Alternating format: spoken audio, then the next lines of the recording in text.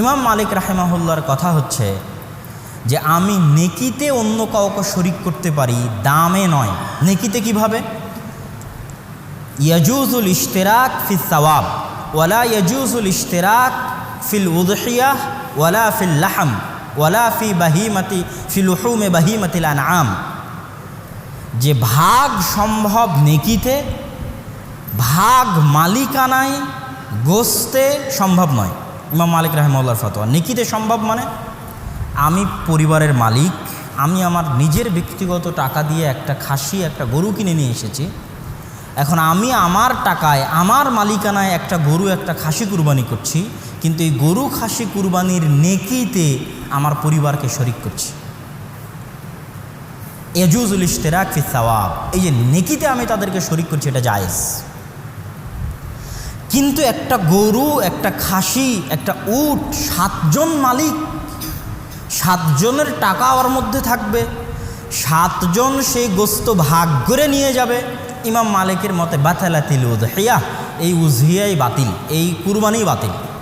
এটা হচ্ছে ইমাম মালিক রাহিমাহুল্লাহর শক্ত ফতোয়া। কি জন্য ইমাম মালিক রাহিমাহুল্লাহর শক্ত ফতোয়া এটা? ইমাম মালিক রাহিমাহুল্লাহ মদিনাবাসীকে কোনোদিন এইভাবে ভাগে কুরবানি করতে দেখেননি, যেটার স্পষ্ট প্রমাণ মুয়াত্তা মালিকে যখন উনি উযহিয়া অধ্যায়ে আলোচনা করেছেন, সেখানেও আলোচনা করেছে। এবং আরও কিছু স্পষ্ট প্রমাণ পাওয়া যায় আবদুল্লাহ বিন ওমর রাদিয়াল্লাহু তাআলা আনহুর পক্ষ থেকে। আবদুল্লাহ বিন ওমর রাদিয়াল্লাহু তাআলা আনহুকে ইমাম শাআবী জিজ্ঞেস করছে, আল বাকারাতু তুজজিউ আন সাবআতিন, যে একটা গরু 7 জনের পক্ষ থেকে সম্ভব। তখন ইবনে ওমর শাআবীকে বলছে, ইয়া শাআবী আওয়ালাহা সাবআতু আনফুস, একটা গরুর কি 7টা আত্মা থাকে? কেমনে 7টা আত্মা? যদি একটা গরুর 7টা আত্মা না থাকে, কেমনে 7 জনের পক্ষ থেকে সম্ভব? তখন শাআবী বলছে যে অমুক হাদিস, এটা হাদিস। তখন ইবনে ওমর রাদিয়াল্লাহু তাআলা বলছেন, এটা আমার জানা ছিল না যে এইভাবে মানুষ 7 ভাগে কুরবানি করবে, এটা আমার জানা ছিল না। ইবনে ওমর রাদিয়াল্লাহু তাআলা জানতেন না যে 7 ভাগে কুরবানি মানুষ এইভাবে করবে। ইবনুল মুসাইয়িব, মদিনার বিখ্যাত তাবেঈ, তিনি কি বলছেন, মা কুন্না না'রিফু ইল্লা যাকা হাত্তা খালাতানা আহলুল ইরাক ফাদাহু আন কুল্লি ওয়াহিদিন বিশাতিন ওয়া কানা আহলুল বাইতি ইয়াদহুনা বিশাত।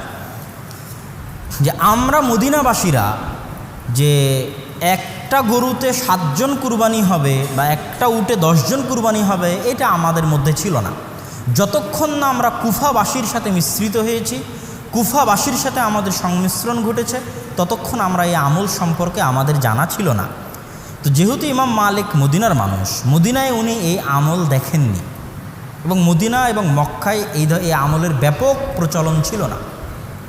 যেটা আবু আইয়ুব আল আনসারী রাদিয়াল্লাহু তাআলা আনহুর হাদিসেও স্পষ্ট হয়, যে আবু আইয়ুব আল আনসারী রাদিয়াল্লাহু তাআলা আনহুর হাদিসে তাকে জিজ্ঞেস করা হচ্ছে যে কাইফা কানাতুল উযহিয়া ফি আহদি রাসূলিল্লাহি সাল্লাল্লাহু আলাইহি ওয়াসাল্লাম, আল্লাহ রাসূলের যুগে কুরবানি কেমন ছিল?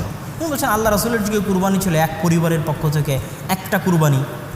বর্তমানে আমরা যেটা দেখছি, এটা তো আমাদের রাসূল সাল্লাল্লাহু আলাইহি সাল্লামের যুগে ছিল না। পরবর্তীতে যখন মানুষ কুরবানি নিয়ে প্রতিযোগিতা করা শুরু করলো, তখন মানুষের মধ্যে এটা চলে আসলো। তো ইমাম মালিক রাহিমাহুল্লাহর মাযহাবের খোলাসা হচ্ছে, নেকিতে শরিক সম্ভব, মালিক এবং গোস্তে শরিক সম্ভব নয়, উযহিয়া বাতিল হয়ে যাবে।